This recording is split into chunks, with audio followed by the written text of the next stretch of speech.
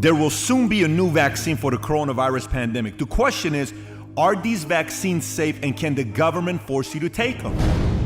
When it comes down to lawyers, they itch for things like this. 1 in 40 people get seriously injured by vaccines. It's not hypothetical. If you're right, why wouldn't it follow that the flu shot should be illegal? CDC is a vaccine company. They are not doing their job as regulators. We don't know what COVID-19 vaccine will look like. Anthony Fauci put $500 million of our dollars into that vaccine, and now they've got a vaccine that is too big to fail. Would you urge the American people not to take the vaccine? I'm not anti-vaccine. I am asking you the question. What if it was 1 in 1,000? No, of course not. I'm not going to tell 1 in 1,000 people to die. I think you overstate it. Look at the vaccine inserts, Alan. Masks work. We're going to kill all these people. Mandatory vaccination. We're still going to make a profit, so let's go ahead. Certainly anybody who runs a pharmaceutical company cares deeply about not killing people. You can't sue them. There's no discovery. There's nothing. They never get caught. Do you wear a mask personally? The flu shot not only primes you for flu, but it primes you for coronavirus. They are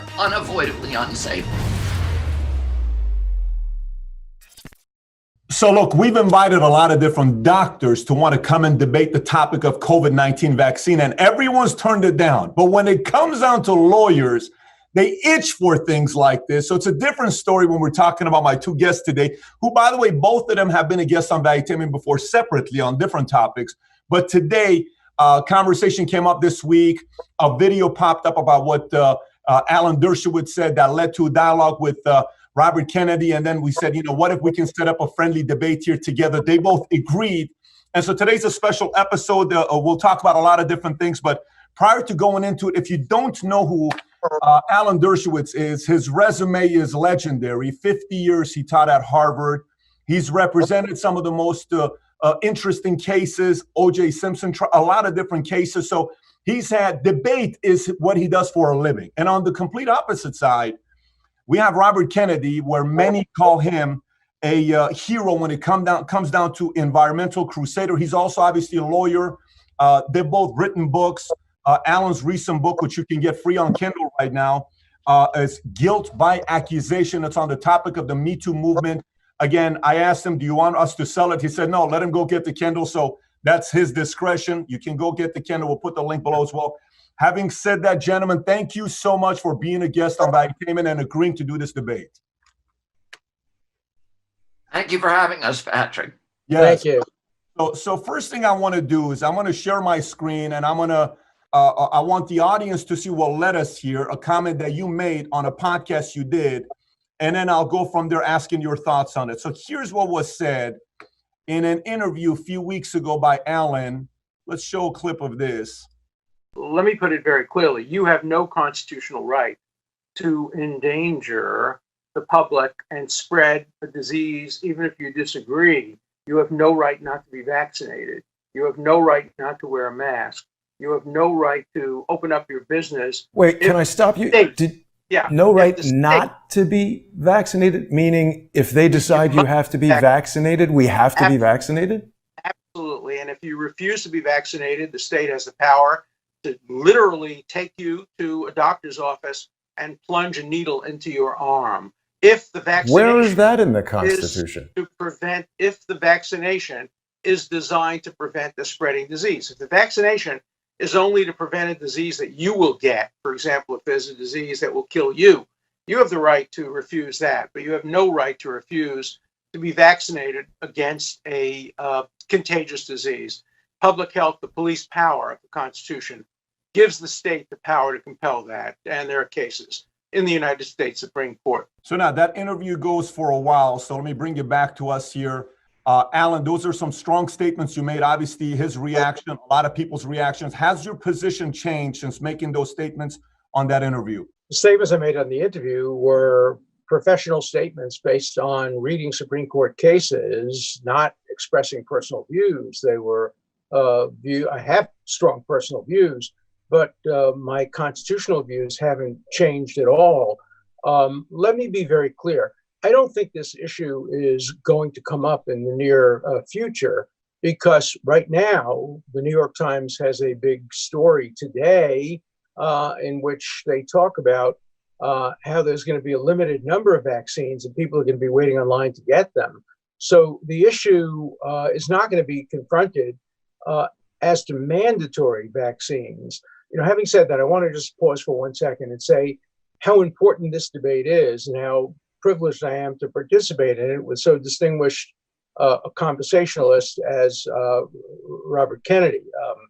I, of course, knew his father. I had actually been offered a job to work with his father when he was Attorney General, but Harvard offered me a job and I decided to take it. I was a great fan of Senator Robert Kennedy, Attorney General Robert Kennedy, and I think I consider myself a friend of the Kennedy family, and I consider myself a friend of Robert Kennedy. I admire enormously the environmental work he's done, and I think he's performed an important function by raising issues about vaccination. We, as you'll see in this conversation, will disagree. We'll probably agree on more things than people will be surprised at our level of agreement.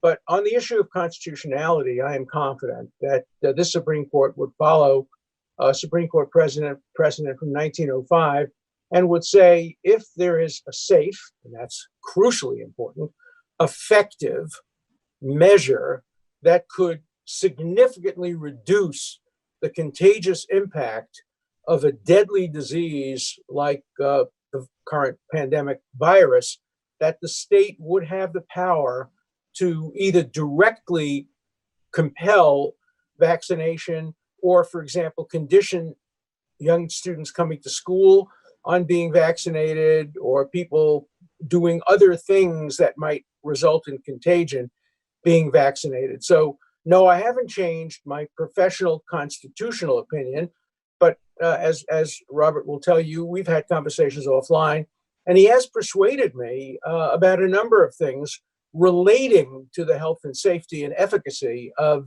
vaccines. So I've learned a lot from our conversations, and I hope people will learn something from our conversations today. But the constitutional issue, in my mind, remains the same. So it's important to unpack that constitutionally, you're remaining same position to say, if the government wanted to mandate and make us take a vaccine, we can't say anything to it. That position is not changing. That's right. As long as the vaccination is safe and effective. An example, if you have somebody who has unique vulnerability to vaccinations, that person might get a medical exemption. The issue of religious exemption is something the courts have considered. Most recently, the Supreme Court did, just in the last day or two, create religious exemptions for private schools, religious schools, in terms of whether employment laws operate on religious schools. So we would have to see what the court would say about religious exemptions. But as a general matter, a healthy person who simply has an ideological objection to vaccinations as such, not to this particular vaccination because of health reasons or vulnerability, the Supreme Court would, I predict, hold that the state could, in one way or another, compel vaccination either directly or as a condition of people engaging in public activities or activities that could create contagion. Yeah, that's my position. Well, that's very important to know, because there's your personal beliefs, which is completely different than what you think will be able to be mandated. So having said that, Robert, I know you've seen this before, and you've seen when this statement was made, and in one case, Alan even said he'd be willing to debate Robert Kennedy on this topic, which kind of led to us wanting to do this debate. What was your initial reaction of watching what Alan said, and what has changed since you and him have had calls together offline? Well, I want to begin by thanking Alan for participating in this debate. And by the way, Patrick, you're familiar and Alan's familiar with my voice. I want to apologize for that at the outset. It's really bad in the morning, and Alan could only do this in the morning, but hopefully it'll get better as we proceed. I want to thank Alan for participating in this debate. I've actually been trying to do a debate on this issue for 15 years. I've asked Peter Hotez, I've asked Paul Offit, I've asked all of the major leaders of who are promoting vaccines to debate me, and none of them have. And I think it's really important for our democracy to be able to have spirited civil discussions about important issues like this. This is an issue that has been on the news 24 hours a day for the last 4 months, and yet there's no debate happening about this. It's all kind of a repetition of these government orthodoxies and government proclamations. And democracy functions only when we have the free flow of information.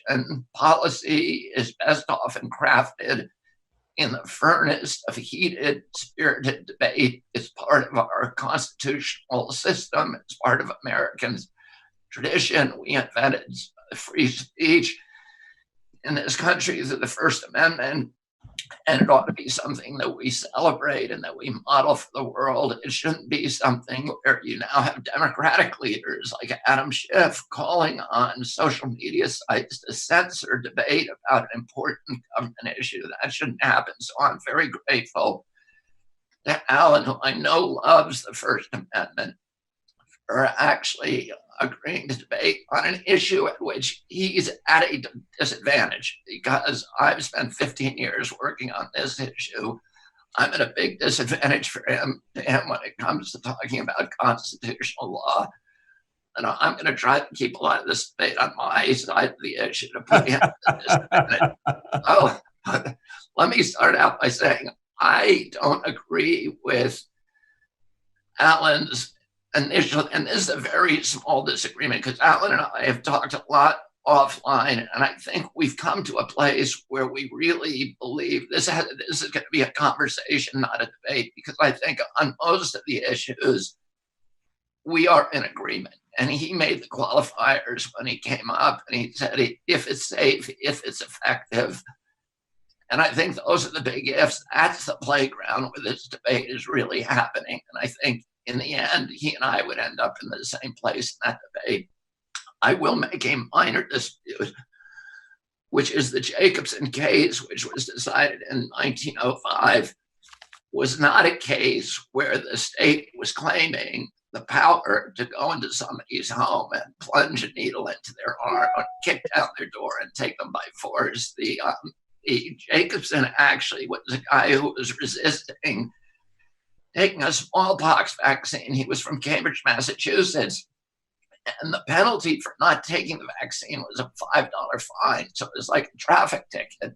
He decided to take it. He had been injured in a previous vaccine, so he didn't want to take this one. He took the case to the Supreme Court. He lost, and the remedy was he paid a $5 fine. So I think there's a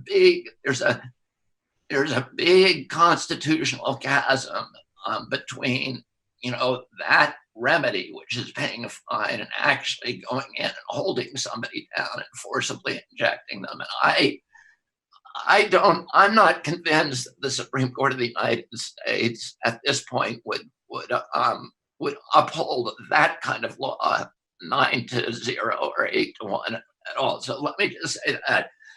Let me now go to the initial place where I think we're in agreement. I think Alan and I are both in agreement that this should be a voluntary program. If there's mandates, they should be as an ultimate, final, dramatic, drastic remedy. And that really, and the question is, why can't we do a voluntary program? When Alan and I were kids, people wanted to get vaccinated. There was no fear of the statement and polio vaccines, and people had a tremendous trust in our health regulatory officials. And today, that trust has evaporated to the extent where now 50% of the people who are polled in this country are saying they may not take the COVID vaccine, and 27% are a hard no. This is even before the vaccine is developed. Why is that happening? And that's the question I think we really have to ask ourselves. Why do so many Americans no longer trust our regulatory officials and trust this process? And one of the reasons is, vaccines are a very, very interesting and very different kind of medical prerogative, because it is it's a remedy that it's a medical intervention that is being given to perfectly healthy people to prevent somebody else from getting sick. And it's the only medicine that's given to healthy people. So you would want, and particularly to children who have a whole lifetime in front of them, so you would expect that we would want that particular intervention to have particularly rigorous guarantees that it's safe. Because you're saying to somebody, we are going to make you make this sacrifice for the greater good. You have no health problems. You have zero risk of this disease. Yet we are going to force you to undergo a medical intervention. And our side of the bargain should be, oh, we want this to be completely safe. And in fact, what we know about vaccines, and this is from HHS's own studies, a 2010 study by the Agency for Healthcare Research that was commissioned to look at vaccine injury, because CDC for many years had been saying vaccine injury only occurs 1 in a million. But what AHRQ found, which is a federal agency, they looked at one HMO, which was the Harvard Pilgrim HMO, and they did a machine cluster analysis, in other words, artificial intelligence counting, a very, very accurate counting system. And they said the actual rate of vaccine injury is 2.6%. That means 1 in 40 people get seriously injured by vaccines. And do we have a right to say we are going to impose this intervention on people where there's a 1 in 40 chance that you may get injured in order to protect hypothetical people catching that particular disease? And for anybody, and this I think is something that Alan really has to, Alan, that you need to come to terms with in terms of crafting your own arguments about this. It's not hypothetical that vaccines cause injury and that injuries are not rare. The vaccine courts have paid out $4 billion, and the threshold for getting back into a vaccine court and getting a judgment, HHS admits that fewer than 1% of people who are injured ever even get to court. The other thing is, vaccines are zero liability. So this is an industry that went to Congress in 1996, and they had a diphtheria, tetanus, and pertussis vaccine at that time that was called causing brain injury in 1 out of every 300 people. And they said to Congress, we cannot make vaccines safely. They are unavoidably unsafe. That is the phrase in the statute, unavoidably unsafe. The only reason that we're going to continue to make vaccines is if you give us complete blanket immunity from liability. And Congress gave it to them. So today you have a product that if it injured you, no matter how negligent the company was, no matter how sloppy their line protocols, no matter how toxic the ingredients they choose to use, no matter how grievous your injury, you cannot sue that company. And that company, therefore, has no incentive to make that product safe. And that should be troubling to any of us who are part of the legal system that is saying we are going to force people to take this intervention. Look, I agree with much of what Robert has said. First of all, I completely agree. The Supreme Court decision in the Jacobson case in 1905 is not binding on the issue of whether or not you can compel somebody to take the vaccine. The logic of the opinion, however, not the holding, the logic of the opinion and subsequent opinions, including some by Justice Oliver Wendell Holmes, strongly suggest that the courts today would allow some form of compulsion if the conditions that we talked about were met: safe, effective, exemptions in appropriate cases. You talked about healthy people being compelled to take a vaccine which is not designed to help them. Of course, it's also designed to help them, but the major function is to make sure that they don't become typhoid Marys and spread the disease to other people.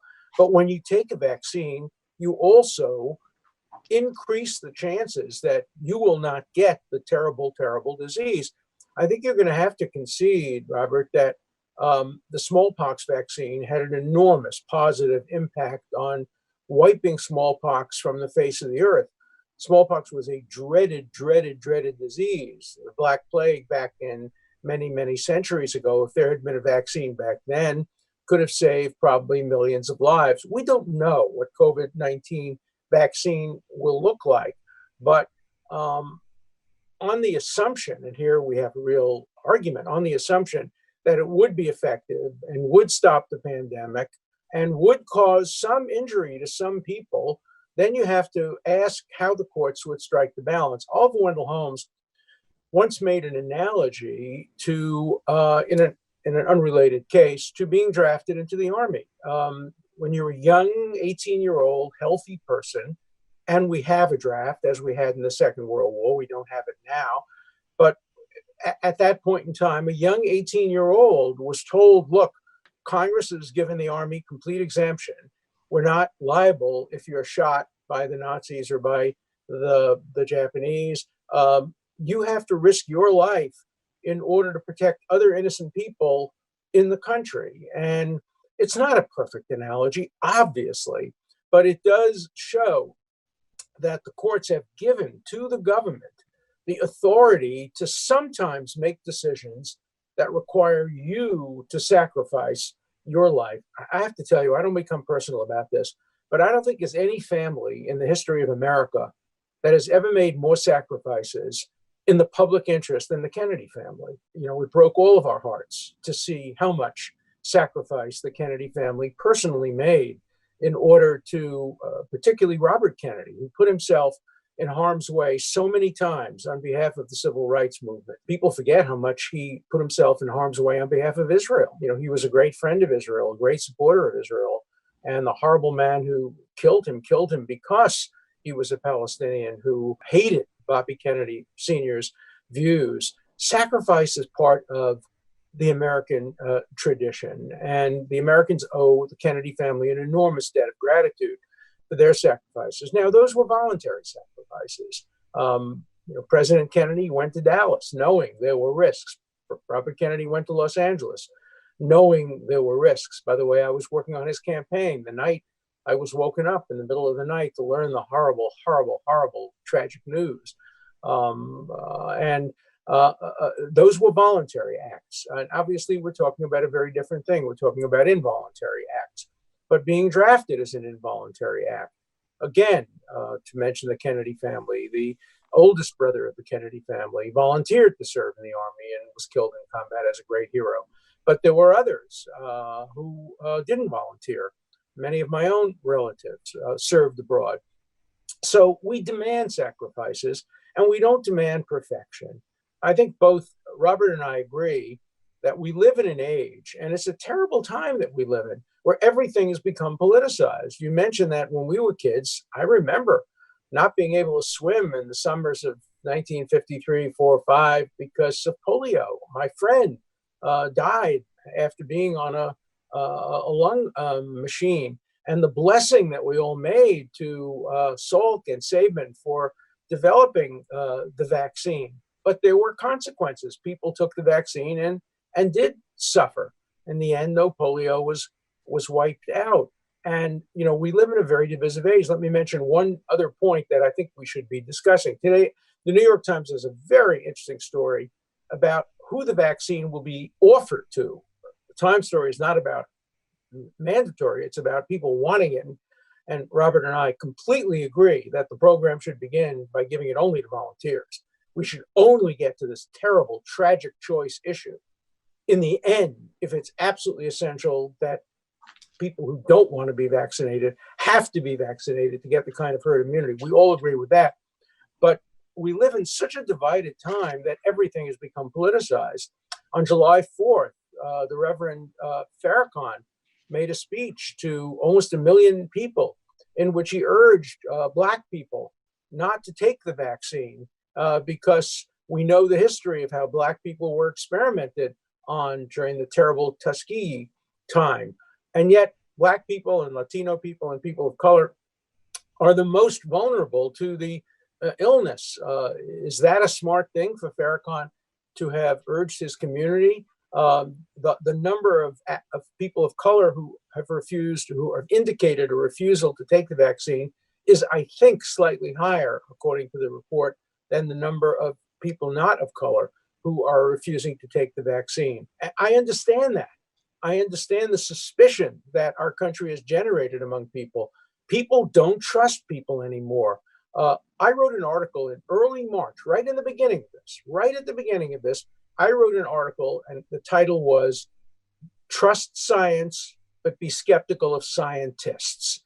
And at that point, I pointed to two things that were being argued by scientists, including the World Health Organization, which I generally support, saying, don't wear masks, number one. And number two, the COVID-19 is not contagious by air. It has no aerosol contagion. You wrote that article? You wrote that article? No, I wrote the article against it. I wrote an article saying, don't believe that. Masks work, number one. If they didn't work, why would so many doctors be using them? And why would it be so necessary for doctors to have them? And second, I don't believe that there's no aerosol transmission. The disease could not have developed so quickly around the world just by touching surfaces. So I challenged the medical establishment on that. And I turned out, of course, as we all know, to be right. We know there's aerosol transmission. We know masks have an impact, whether they help you who are wearing it or whether they only help you in transmitting it. But I would like to throw a question out to Robert. I think I know the answer. Robert, would you be against a law that mandated the wearing of masks in public for everybody, even by people who don't approve of the wearing of masks? You know, masks don't kill you. They don't pose the risk that vaccine do, but they do deprive you of freedom. Do you think the state, the government, has the legitimate constitutional power to mandate the wearing of masks by people who refuse to wear masks? Let me come back to that. Let me address some of the other things, because I think that's actually a complex question, and I think the science is very controversial on that. But let me address some of the earlier things that you said first. One is, this is a rather esoteric discussion, and one that, I'm not going to really drag you into, other than to say this. The proposition and the theology that smallpox and polio were abolished due to vaccination is controversial. That is not a proposition that is universally accepted. And if you notice, all the infectious diseases, whether it was scurvy or tuberculosis, for which there were no vaccines, along with peripheral fever and diphtheria and pertussis and measles, all disappeared at the same time without vaccination. Now, CDC actually examined that because it became such a part of the orthodoxy of vaccines that the idea that smallpox and polio were abolished because of vaccines and these other diseases.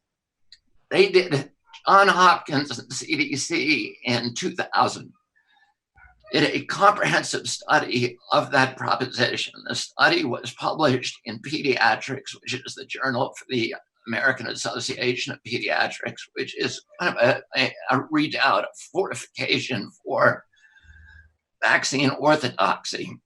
So it's a publication very, very friendly and supportive of vaccination.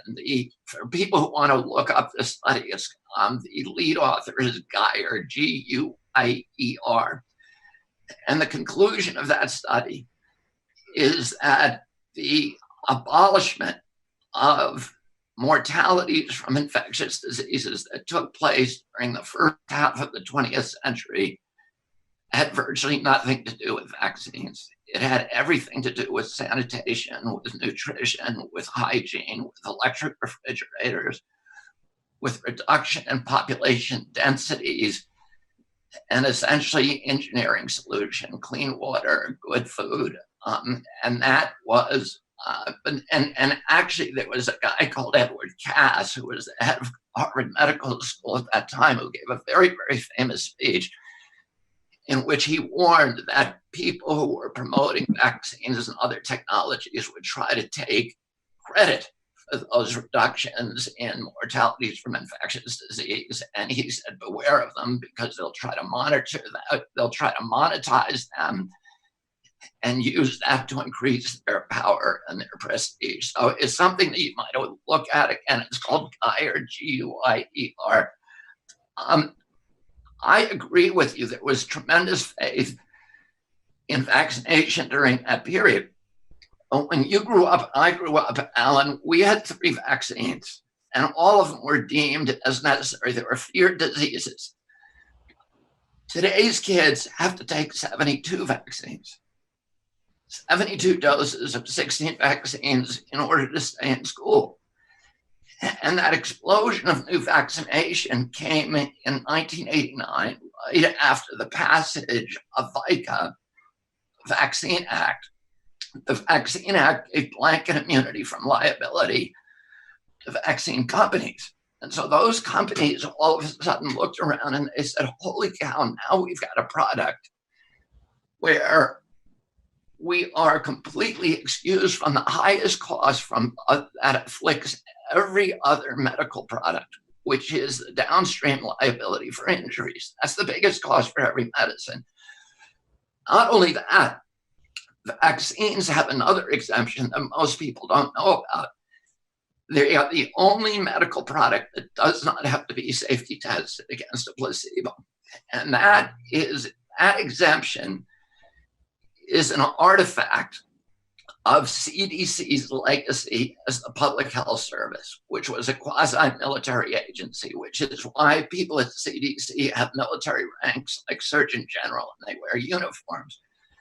The vaccine program was conceived as a national security defense against biological attacks on our country, and they wanted to make sure that if the Russians attacked us with a biological agent, anthrax or something like that, that we could quickly formulate a vaccine and deploy it to 200 million American civilians without regulatory impediments. They said, if we call it a medicine, we're going to have to test it, and that takes 5 years to do double-blind placebo testing. So let's call it something else. We'll call it a biologic, and we'll exempt biologics from safety testing. So not a single one of the vaccines, the 72 vaccines now administered to our children, have ever been tested against a placebo. And I, in fact, sued HHS in 2016 and said, show me any placebo studies that you have for any vaccines. And they were unable to do so. None of them have been tested. And you don't have to sue them like I did. Anybody can go on their cell phone and look up manufacturer's insert, hepatitis B vaccine, Gardasil vaccine, polio vaccine. Do you know how many days the current polio vaccine, you know how many days it was safety tested for, Alan? 48 hours. The hepatitis B vaccine, the Glaxo version, was 4 days. The Merck version, 5 days. That means that if the baby they gave that to had a seizure on day 6, it never happened. If the baby died on day 6, it never happened. If the baby got food allergies that were diagnosed 2 years later, it never happened. If the baby got autism, which is not diagnosed till 4 years of age, 4.2 years of age, it never happened. Autoimmune diseases, you cannot see those if you have these short-term studies, and you can't see any risk if you don't test against a placebo. And my question is, nobody knows, because of that, nobody knows the risk profile for any vaccine that is currently on the schedule. And that means nobody can say with any scientific certainty that that vaccine is averting more injuries and deaths than it's causing. And my question is, how in the heck can we be mandating to children that they take a medical product for which we do not know the risks? And to me, that is criminal. And, you know, we started this discussion by talking about how do you avoid the whole discussion about mandating vaccines? The way that you do that is you have a transparent process And where people see that the vaccine is going to be tested, they see that it's tested fairly against a placebo, that there's long-term tests that are going to be able to spot all of these difficulties, and that it's transparent and open. And yet, what we've seen from the current group of COVID vaccines is none of that's happening. They're skipping key parts of the test. A Moderna vaccine, which is the lead candidate, skipped the animal testing altogether. When they came to human testing, they tested it on 45 people. They had a high dose group of 15 people, a medium dose group of 15 people, and a low dose group of 15 people. In the low dose group, one of the people got so sick from the vaccine, they had to be hospitalized. That's 6%. In the high dose group, 3 people got so sick they had to be hospitalized. That's 20%. Mm-hmm. They're going ahead and making 2 billion doses of that vaccine. And by the way, the people that they test them on, Alan, are not typical Americans. They use what they call exclusionary criteria. They are only giving these vaccines in these tests that they're doing to the healthiest people. If you look at their exclusionary criteria, you cannot be pregnant, you cannot be overweight, you must have never smoked a cigarette, you must have never vaped, you must have no respiratory problems in your family, you can't suffer asthma, you can't have diabetes, you can't have rheumatoid arthritis or any autoimmune disease. There has to be no history of seizure in your family. These are the people they're testing the vaccine on. But that's not who they're going to give them to. Mm-hmm. They're going to get what happens. These people are like the Avengers. They're like Superman. You can shoot them with a bullet and they won't go down.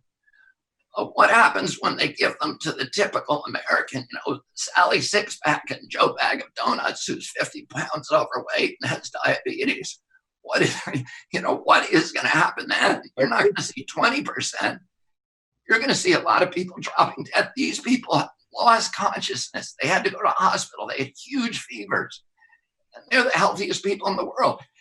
So any other medicine, Alan, that had that kind of profile in its original phase 1 study would be DOA. The problem is Anthony Fauci put $500 million of our dollars into that vaccine. He owns half the patent. He has 5 guys who are working for him who are entitled to collect royalties from that.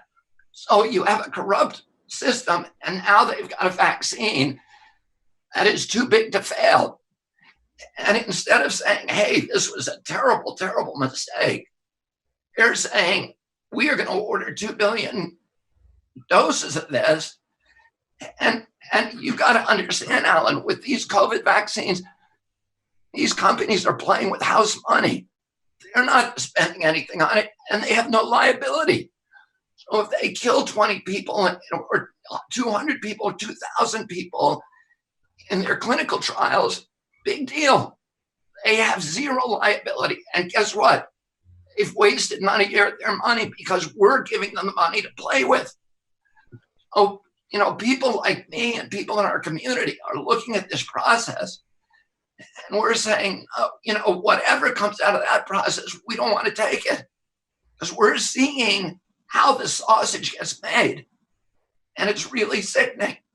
No medical product in the world would be able to go forward with the profile that Moderna has. So, let me just respond, because I think we're coming to some common ground here. I have no doubt that transparency in testing is essential. I don't understand why there isn't placebo testing and other testing later, after the initial vaccine. So there are many phases in a vaccine.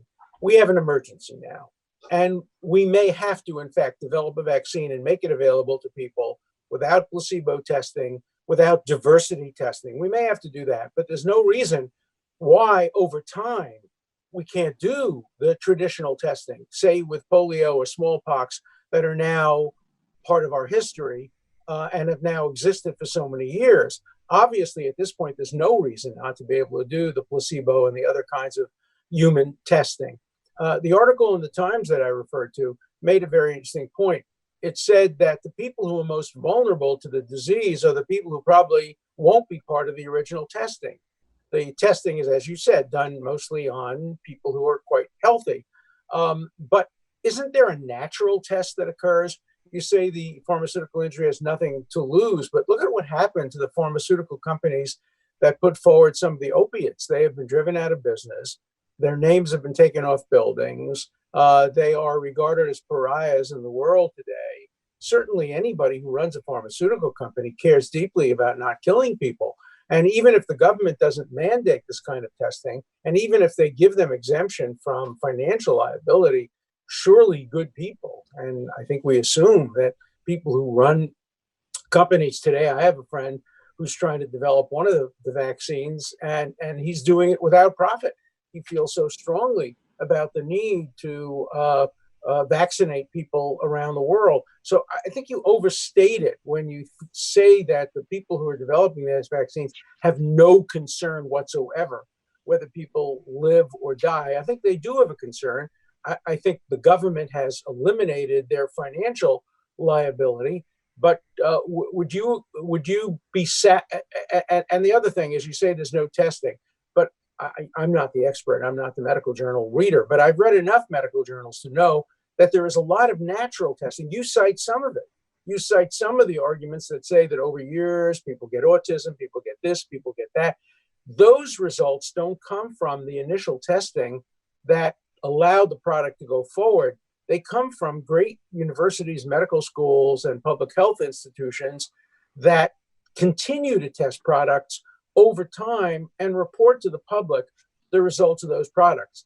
Robert, here's the answer. You raised a bunch of questions. One is, the opiate people got busted, Alan, and by the way, no, they were not moral people.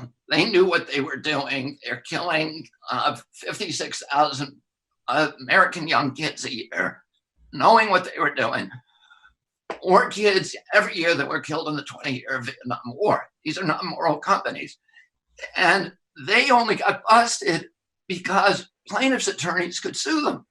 I agree.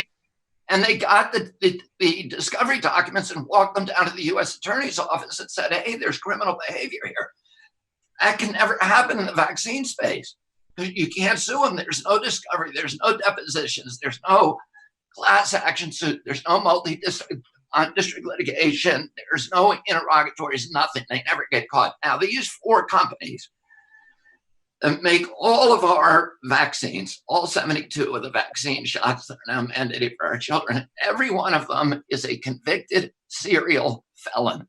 Glaxo, Sanofi, Pfizer, Merck. In the past 10 years, just in the last decade, those companies have paid $35 billion in criminal penalties, damages, fines, for lying to doctors, for defrauding science, for falsifying science, for killing hundreds of thousands of Americans knowingly and getting away with it. Vioxx, which was Merck's the biggest vaccine producer.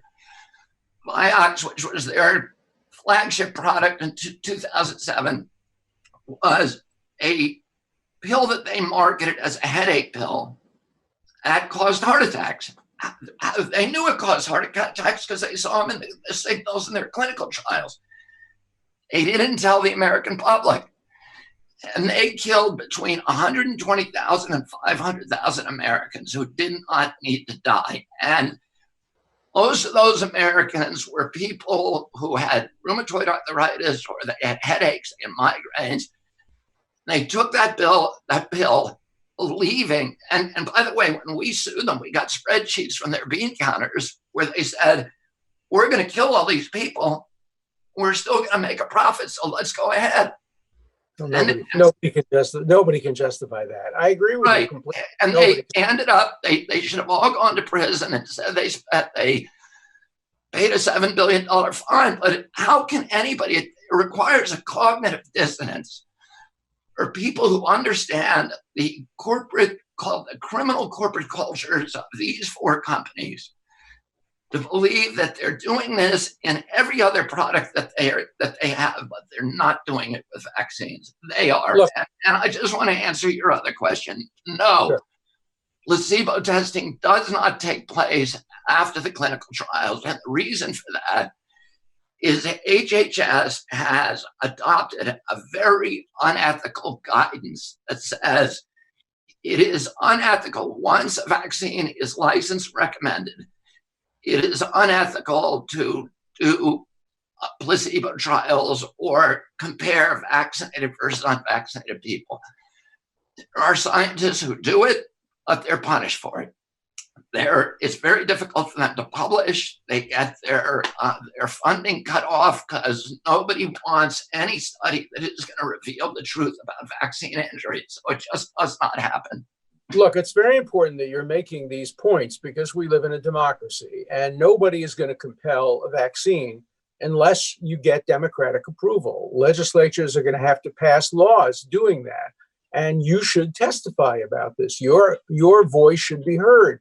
But in the end, how do you respond when the American public has listened to you, has listened to your argument, and they're very persuasive and they're very convincing, and they have an impact on people like me with open minds. And yet, in the end, there's a vote by the legislature, and the legislature votes to compel vaccinations in the public interest, just the way the legislature votes to draft young people to fight wars in which they will die. In a democracy, don't you have to follow the will of the majority? I agree, transparency is all important. And let's shift the debate, because you said you wanted to answer the question. Let's take it out of vaccine for 1 second, because I think it helps analytically. I'm a law professor for 50 years, so I always do hypotheticals, hypos. So let's assume the legislature now passes a law. Every 50 states and the United States Congress passes a law requiring everybody to wear a mask when they're outdoors. And you say, well, I'm not so sure that masks are helpful. Maybe they are, maybe they aren't. Congress has hearings. Congress makes a determination that on balance, they are helpful. Wouldn't you agree that it would be constitutional? Let's start with constitutional and then desirable. Wouldn't you agree that it would be constitutional to mandate the wearing of masks, even if people have political, ideological, medical, religious objections, because A, the wearing of the mask is only an inconvenience. Maybe it'll cause a little irritation by some people that will require, a topical pharmaceutical. And it has the potential not to save the world, but to improve the possibility of not having communicable diseases. Wouldn't you agree that mandatory mask wearing would be constitutional? Well, if I accepted all of your precedents, then perhaps I would. The thing is, I know a lot about the mask, and my organization, CHD, has not taken a position on them. But I have read, I've read at least 3 meta-reviews involving hundreds of studies on masks. And the majority of the studies, in fact, there's a BMJ study from 2015 that says that the mask actually likely to spread the disease and to make you less healthy because of the carbon dioxide that you're breathing, and that the people who wear the mask are more likely to get sick. I'm not saying that that's my position. I'm just saying there's a lot of contrary science out there. Do you wear a mask personally when you go out? If the science was clear, then I'd be much more sympathetic to your view. Let me ask you this. Let me just answer the other question you had. You said we have to rely on the majority. Well, I grew up in the state of Virginia, Alan. When I grew up, it was illegal because the majority voted that it was illegal for a black man to marry a white woman. I agree. It was illegal for blacks to vote. So the majority is not, no, in a democracy, you have the courts there that protect our rights. Oftentimes against the majority. And unfortunately, we are in a situation today where we have tremendous corruption, not only in Congress, which receives more money from pharmaceutical companies than any other industry. Pharmaceutical gives in lobbying, twice the amount that oil and gas, which is the next big one, 4 times with defense and aerospace. There are more lobbyists, pharma lobbyists in Congress than there are members of Congress in the Senate. So we have lost the the legislative independence of that body. And unfortunately, Alan, the agencies are also captured. Now, you know about agency capture. It happens everywhere. And I've sued EPA my entire life. We just sued the EPA. We just sued Monsanto. We got an historic judgment, a $12 billion settlement in the Monsanto case. And I was part of that trial team. And one of the things that happened during that trial is that EPA took a position against us. They took a position that glyphosate Roundup does not cause cancer. As it turns out, we got an internal memorandum that showed that the head of the pesticide division in EPA was actually working secretly for Monsanto and killing studies and twisting studies and ghostwriting studies to falsify the science. Look, you're doing great. We were able to show that to the jury. Now, imagine this. That's EPA, which is an independent agency. Imagine this. FDA, that's 50% of its budget from vaccine companies, from the industry. 50%. The CDC has an $11.5 billion budget, and $4.9 billion of that is buying and selling and distributing vaccines. CDC is a vaccine company. It owns 57 vaccine patents, so it can make money on every sale of a vaccine. NIH owns hundreds of vaccine patents. NIH owns half the patent for the Moderna vaccine.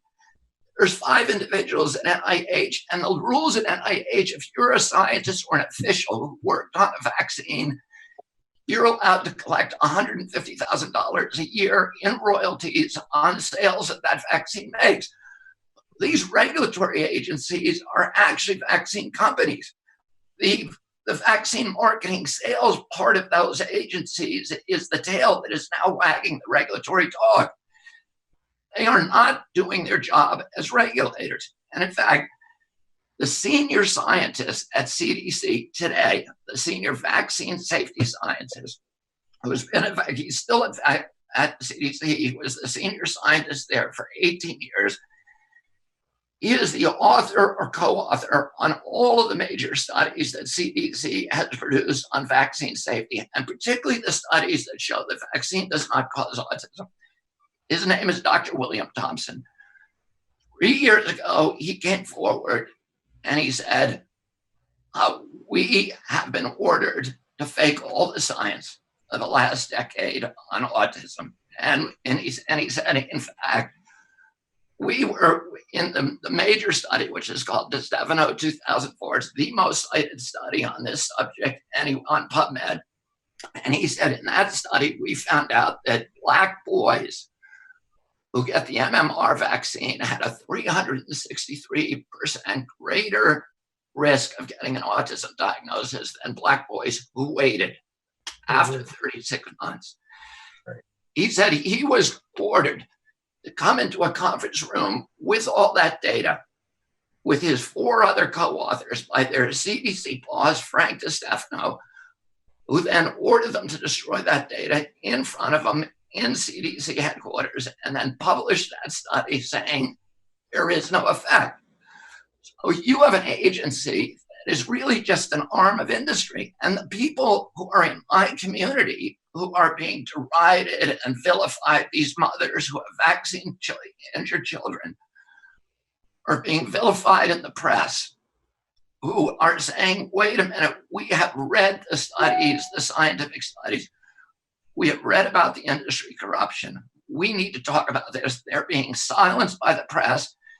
They're not allowed to tell their stories, and nobody is talking. Not a single member of Anderson Cooper's staff or Sanjay Gupta has made any effort to talk to Bill Thompson, and he has been begging to be subpoenaed, and he's still at CDC. Look, the reason I to do this debate is because I think you perform an important function by bringing out some of these ties, some of these connections. You perform an important function when you bring lawsuits against corrupt pharmaceutical companies. But my question is this, knowing all that you know now, and putting aside the issue of, let's assume we didn't have mandatory vaccinations. Let's assume you win that debate and it's only voluntary vaccinations now. And they come forward with a vaccine that they say will stem the tide of the pandemic. And you're allowed to go on television on Anderson Cooper. Would you urge all the American people not to take the vaccine? Would you become part of the campaign not to take the vaccine if it were voluntary? Explain why not. Look, Of what you said. no, I'm not anti-vaccine. People call me anti-vaccine because of the way of marginalizing me and silencing me and saying, that's why I'm asking you the question. I'm not anti-vaccine. Look, Alan, I've been trying to get mercury out of fish for 37 years. Nobody calls me anti-fish. God bless you. I support you on that 100%. But what would you do? But let me just say television. What would you tell the American public if a vaccine were available and if you were invited, say, to speak to members of the Black community, members of the Latino community, members of the general American community, and they said, if they come out with the vaccine, it does what Bill Gates says it's going to do, which is you give one shot, you get lifetime immunity, and there are vanishingly rare serious injuries. So I don't mind, jab site, redness, itching, forget about it. I don't care. I'm talking about deaths for brain damage, 1 in a million. That may be acceptable. In that case, and it works, and I'd say, I tell people, I'm going to get it. Let's go ahead and get it. What if it was 1 in 1,000? What if 1 in 1,000, not 1 in a million? That's more 1 in 1,000. No, of course not. I'm not going to tell 1 in 1,000 people to die so that 999 people can avoid COVID, particularly since the case fatality rate for COVID. I mean, a healthy person has basically zero chance of dying from COVID. So you need to give it to a tremendous number of people to save one life. And the problem is with this vaccine is we don't know if the vaccine is going to kill more people when you start giving it to those people with the comorbidities. 54% of Americans now has diabetes, overweight, rheumatoid arthritis. They're smokers. They have 54% of us. I'm not even talking about smokers and vapors. 54% of us has chronic disease. They're testing it on one group, and they're going to give it to another. And we need to know what the risk factor is in the people that they give it to. And I agree with that. Let me put you in. Let me just say that complete thought I was going to be made before. I've sued the EPA for many years, and it's a captive agency.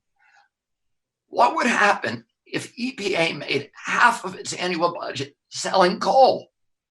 Mm-hmm. That's what you got with these regulatory agencies. Well, they're completely corrupt. You're performing an important function doing this. Let me ask you another question. What if we had a system which said this? You have two choices. One, you can have the vaccine, or two, you can refuse to take the vaccine. But if you refuse to take the vaccine, you have to remain in quarantine until such time as the pandemic is basically passed. So it's your option. The one option you don't have the third option. That is not taking the vaccine and mingling with the public and risking other people getting COVID. Not only young people, although young people do die. The Broadway actor who had his leg amputated and recently died tragically without any pre-existing conditions. What if we gave people that option? Quarantine is the option for refusing to accept the vaccine, but you don't have the third option of refusing to accept the vaccine and walking around the public without masks. The problem is, that sounds like a reasonable position. The problem is, it's not the way the world works. And let me explain why. Here's how the world works. And the best analogy is the flu vaccine. So the flu vaccine is very much like the coronavirus vaccine, but we've had the flu vaccine for 90 years. So every year it's fine-tuned and perfected. And originally they told us the flu vaccine, you'll give one shot, you'll have immunity for life. And then it turned out, no, we need to get it every year. Because there are variations of the flu. Right, and the same thing is highly likely to happen with coronavirus. Yeah. Now, the Cochrane collaboration, which is the ultimate arbiter for vaccine safety, it is the highest authority. And the British Medical Journal have done 3 giant meta-reviews on the flu vaccine literature. So they look at all the literature that exists, the peer-reviewed literature that is on PubMed, I think 127 studies. They did it in 2010, 2014, and 2017. Here's what they found. CDC said the flu vaccine is 35% effective. That's what they claim. Cochrane collaboration said no. You have to give 100 flu shots to prevent 1 case of flu, number 1. Number 2, there is 0 evidence that the flu shot prevents any hospitalizations or any deaths. Number 3, the flu shot transmits the flu. In fact, if you get a flu shot, you're 6 times more likely to give somebody else the flu than if you didn't get the flu shot. And this is true, Alan, for many, many other shots. For example, the polio vaccine, which you know about, is so good at transmitting, giving polio to other people that 70% of the polio cases in the world today come from the vaccine. So let me ask you a specific question. And the chicken pox, if you go to the chicken pox manufacturer's insert, it says if you get this chicken pox vaccine, you should not go near a pregnant woman for 6 weeks or anybody who's immunocompromised. Same with pertussis. You become an asymptomatic carrier. So you're not guaranteeing. And in fact, the AstraZeneca vaccine, the Oxford vaccine, which is the other leader, when they gave it to monkeys, the monkeys continue to transmit the disease. And Bill Gates and Fauci have been going on TV saying, we may get a vaccine that protects you, but you may still be transmitting it. So why are you going to lock that guy up in a house? Look, all people out who are now asymptomatic carriers because they got Gates' vaccine. Let me agree with you, first of all. If they develop a vaccine that only prevents you from getting it, but doesn't prevent you from transmitting it, I would not be in favor of compelling that vaccine. And I think the Supreme Court would not accept that as a rationale. But I want to ask you a direct question. I'm 81, I'm almost 82 years old. My doctor, who I love and admire, says to me every year, come October, you must get the flu vaccine. You must get the vaccine against pneumonia. You must get the vaccine, whatever it is, against shingles. I listen to my doctor, who I love and admire, and has been taking care of me for years. Should I instead listen to you and not take the flu vaccine? Nobody should listen to me. People need to do the science themselves. And I would say to you, no, listen to your doctor. What Reagan said about Gorbachev, trust but verify. You look at the vaccine inserts, Alan. Yeah. Look at some of the science. And I would say, in a million years, I would not take the flu shot. And I'll tell you why, because this is what Cochrane and BMJ have found. People who take the flu shot are protected against that strain of flu. They're 4.4 times more likely to get a non-flu infection. And you might find, and a lot of people do, that they get the flu shot and then they get sick. They're usually not getting the flu. They're getting something that is indistinguishable from the flu because the flu shot gives you something called pathogenic priming. It injures your immune system so that you're more likely to get a non-flu viral upper respiratory infection. In fact, the Pentagon published a story, and you can cite this, it's by Wolfe, W-O-L-F-E, in January of this year, in which they said that the flu shot not only primes you for flu, but it primes you for coronavirus. They gave they had a placebo group and they had a vaccine group because they wanted for military readiness to see if the flu shot was prophylactic against coronavirus. What they found is actually the people who got the flu shot were 36% more likely to get coronavirus. And that's not a lone study. We found 6 other major studies that say the same thing. If you get the flu shot, you're more likely to get coronavirus. And this is what the science says, and you should not listen to me. Nobody should. I understand. Read the science. So let me understand the implications of your position on the flu shot.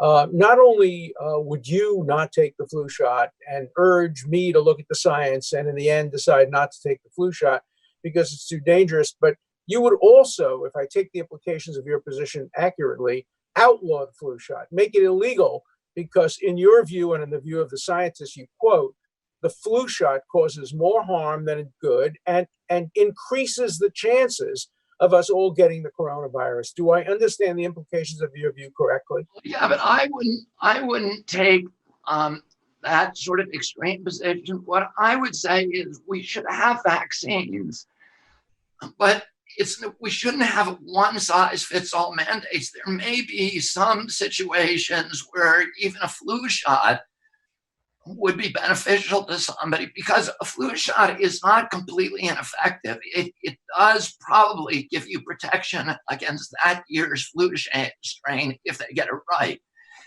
And there could be a situation where somebody's life depended on getting that flu shot, but to mandate the flu shot population-wide, I think is criminal. And I think it's, look, all you have to do, Alan, and this is what Cochrane said, is look what's happened to longevity in the elderly since we started mandating the flu shot to elderly people. Those are the people who their life expectancy has dramatically gone down as the flu shot proliferated. And if you see, the people who died during the COVID during the COVID crisis, and there's no science on this, but it's observational.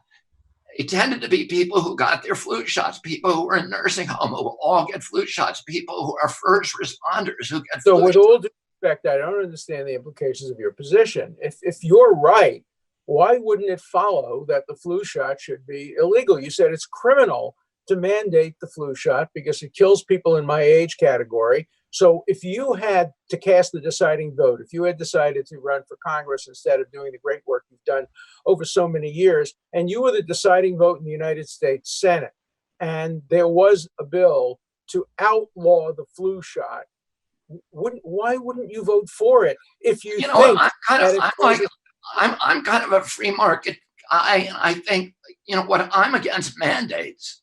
I think that there may be situations where where that product might do some good for somebody, but I just don't believe it should be mandated. I wouldn't think, for example, that Viagra should be mandated to every human being on the planet, right? But there may be somebody who says, I want to take that medication. Let them do it. Look, let's not order everybody to do it. Look, you and I are on the same page there. I'm curious what you think of this because I feel very strongly about this. Let's assume you have a drug, a pharmaceutical, that hasn't been tested, that is potentially dangerous, but has a 10% chance of curing pancreatic cancer in terminally ill patients. Do you agree with me and with President Trump on this issue that individuals who are dying should have the opportunity to go off label and to take dangerous drugs that probably will kill them, but increase the chances that they remain alive? That should be a matter of individual choice. I have a big libertarian streak in me. I think people should be left to their own choices wherever possible, unless it's going to do some harm to others. Let me address one last thing that you were talking about. We both agree with John. Yeah, I think we agree on most stuff. You said, well, if it's tested against a placebo, and this, I think, is why people like me are suspicious, are reticent. The Oxford vaccine which is, is the other leader. Gates has a huge investment in it. Fauci is pushing it. It is the leader. AstraZeneca is now, is branding it. Well, that vaccine is run by a guy called Greg Pollard, who's at Oxford, a very, very famous, powerful virologist. He originally promised at the beginning, he said, we're going to test it against a placebo. We're going to do what's never been done in vaccinology before. We're going to actually use an inert placebo and test it. Mm-hmm. And then in the middle of his phase 2, he said, no, we're going to test it against the meningitis vaccine. The meningitis vaccine is a vaccine with a really high injury profile. It has listed just on its manufacturing insert are 50 deadly serious injuries, including Kawasaki disease, Guillain-Barré, paralysis, seizure, heart attacks, and death, and hepatitis, and all kinds of autoimmune disease. It's arguably the most dangerous vaccine. So instead of giving his placebo group an inert placebo, he's giving them the most dangerous vaccine he can. Why? It's a ploy that vaccinologists use. And they give their placebo group something that's horrendously dangerous to mask injuries in the vaccine. And, and so everybody on my side sees this and they say, he's not being honest. We do not know what the risk profile of that product is. We are never going to take that product because it was never tested against a placebo. Make them do the science. Don't say to, get angry at people who are skeptical and say, oh, you're skeptical. We're watching the sausage get made, and it's an ugly process. And by the way, he gave that vaccine to a bunch of monkeys, macaques. And then he challenged the macaques by exposing them to the wild coronavirus. Yeah, yeah. And all of the macaques got sick. So the vaccine doesn't work, but because the British government put 90,000 pounds into it, he now is in order to make 2 million doses with a vaccine we know doesn't work, and they're going forward with it anyway, and he refuses to test it against a placebo. So that gives us zero faith in the whole process. So let me first of all say nobody should be angry at you. People should be praising you for bringing this to the attention of the American public. Let me just summarize, if I can, my view, and then you can get the last word. I am thrilled that we had this debate. I think the public watching the debate has learned. We've learned how much we agree about. We're both libertarians. We both agree with John Stuart Mill that the government shouldn't be compelling you to do anything just for your own good, but they can compel you to do things that prevent harm to others.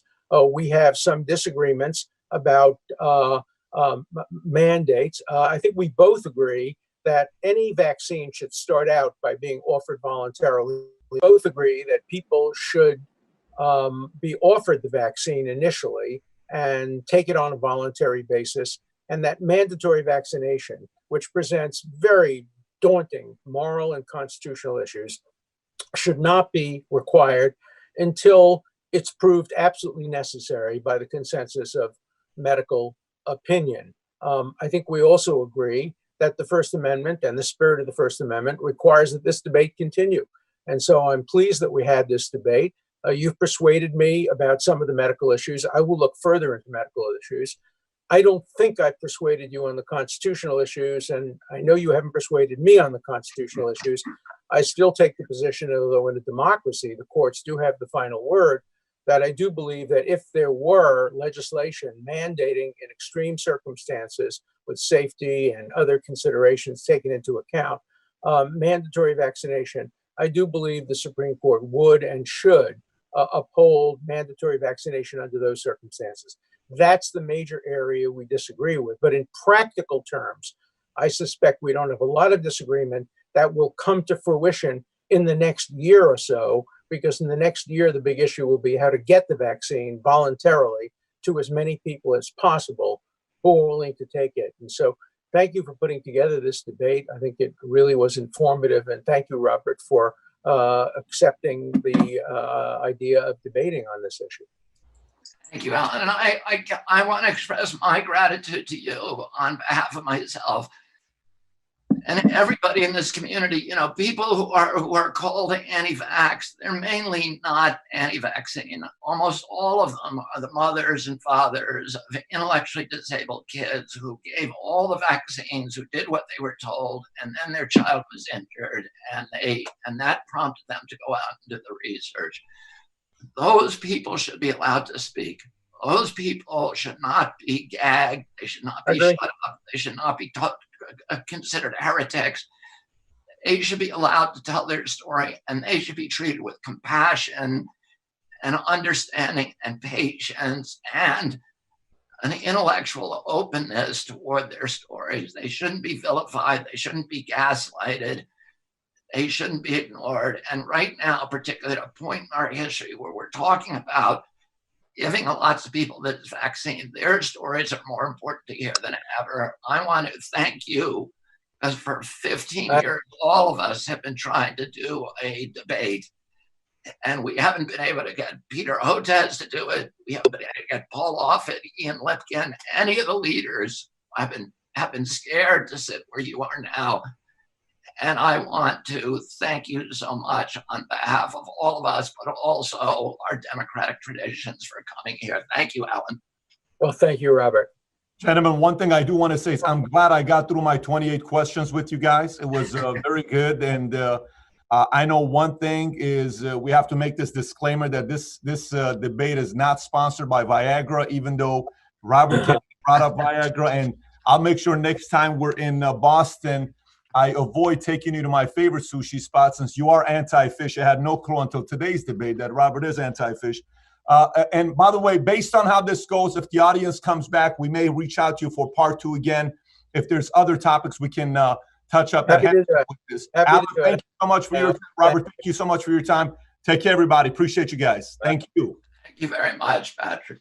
So can you imagine, for 15 years, Robert Kennedy has been waiting for one person to want to debate the issue of vaccine, and Alan Dershowitz, the attorney, constitutional lawyer, finally said yes, and this took place. You had a chance to watch both of them go at it. I'm curious to know if either one of them changed your mind. Comment below. And on top of that, you know what I'd like to see take place is to get someone who's a doctor, any one of them, Offit, Hotez, anybody that you would like to see debate. Go on Twitter and tweet them and myself saying we'd like to see you debate Robert Kennedy on Valuetainment.